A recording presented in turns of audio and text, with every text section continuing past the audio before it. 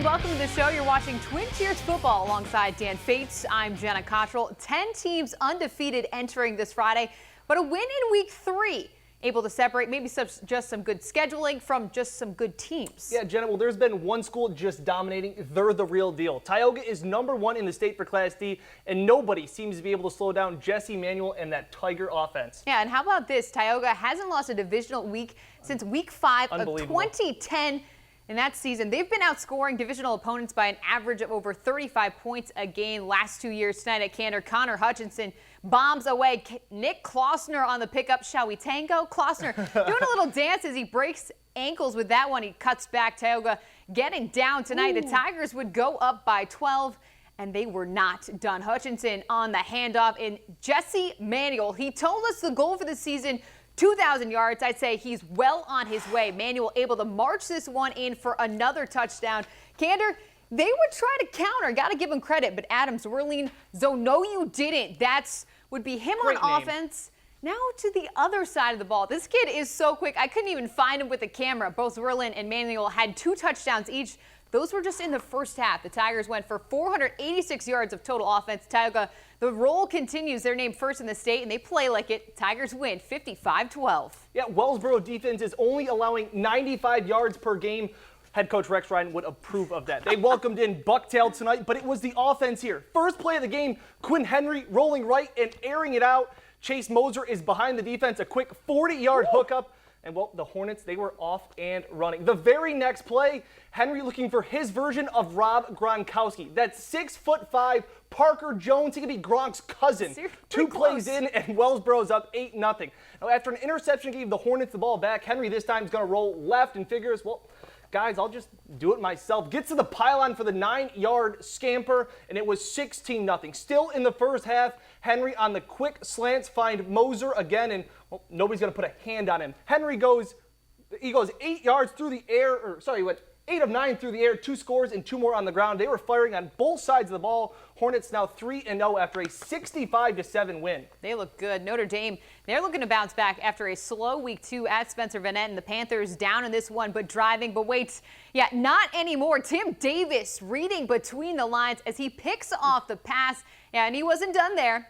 Or how about there? Great block for him. Davis takes it 62 yards back to the house. A pick 6 tallies it to 28-0. Well, Spencer finds their footing in the third. Garrett Swayze off the reverse, turned the corner and hit the gas. Swayze gets SVE on the board, but the joy wave, that would be cut short. Derek Stark, caution, high speeds here, up the gut he would go. Notre Dame starting to hit their stride in the third quarter, and Davis, he would be able to put an exclamation point on the night. With this drive, Notre Dame gets back in the win column as Tim Davis runs for 223 yards on 9 carries, 3 touchdowns. Crusaders cruise 50-26. Yeah, Sayre and Troy, both teams coming off emotional wins from a week ago under the lights at Troy. Trojans missing 8 starters. Kyle Shooker, one of them there, but he's still firing up his teammates.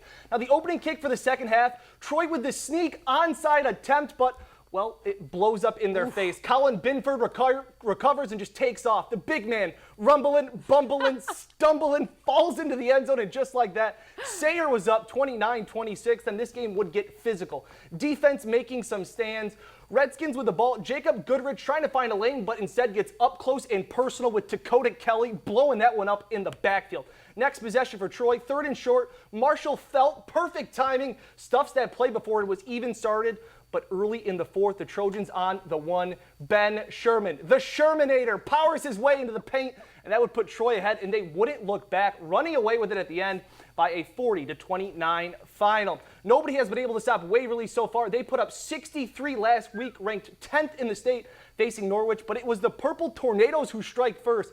Colt Riggenberg spinning it to Zach Race, 38 yards and the checkered flag for Norwich, but they would miss the extra point. But Waverly would get it together heel. Peyton Miller calling his own number. He's #1 in your programs and in your hearts in Waverly. Wolverines on top 7-6. Second quarter winding down. Miller's a dual threat quarterback, but we can just watch this one. Hands it off to Jacob Goebel, and he does the rest. 27 yards for the score. Waverly looks great on the road. Miller threw for 170, ran for another 130, tallies 4 scores as they beat Norwich 33-6. More area scores now. Staying in New York, Edison facing off against Lansing. The Spartans Running into a buzzsaw tonight, Edison shut out 31-0.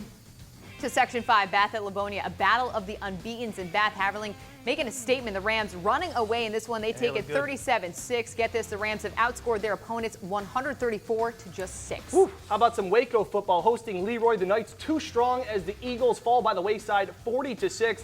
Then Hornell getting back in the win column after their matchup with Dansville. The Red Raiders roll to a 2-1 after leaving Dansville in the dust 31-zip. Then Newfield falling flat as Dryden rolled over the Trojans. Purple Lions come out on top 35-6. To Pennsylvania, Athens at Jersey Shore. The Wildcats hoping to go 3-0, but tonight belong to the Bulldogs. Athens suffered their first loss of the year, 28-7. Then another team that was perfect, North Penn's Mansfield, traveled to Milton. Panthers versus Panthers. It'd be a close one, but North Penn Mansfield gets edged out as Milton prevails 35-32. And more in PA. Towanda still in search of their first win, but it wouldn't be tonight as they fall in this one 41-20. Now make sure to tune into WENY TV for all of your high school as well as local sports updates. Plus we got a little NFL action. Yeah, we're going to be at the Ralph on Sunday. We also have our first ever WENY Red Zone. It'll be posted online. We're going to give our takes and our scores coming up. Joe will have a last look at your forecast after the break. Thanks for tuning to WENY News at 11.